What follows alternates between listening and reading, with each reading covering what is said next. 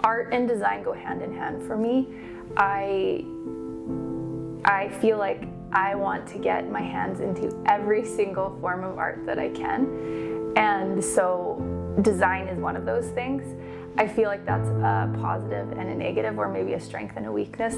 For me, is that it's a strength that I love to try new things and like constantly exploring new ideas and new techniques, but it's also maybe a weakness in that I get bored really fast, so I love to keep trying.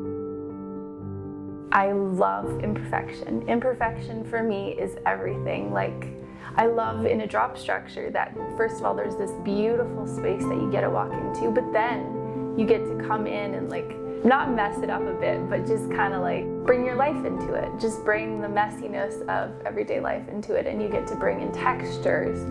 And I think imperfection is perfection in a way.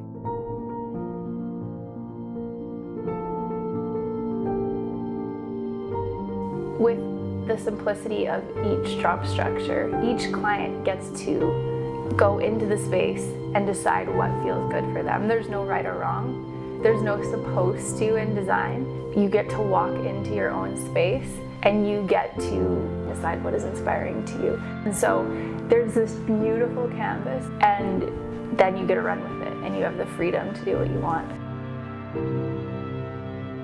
When you walk in, what is the field that you want to walk into? I think that's the beauty of it. Every single person gets to have their own voice. And I think for me, that's sort of my philosophy, is I get to take up space in the world. And that's partly why I love the imperfection of it. And that is something that I live for, kind of, is seeing each person in the world take up space in their own unique perspective. And I feel like that's something that art and design does for me.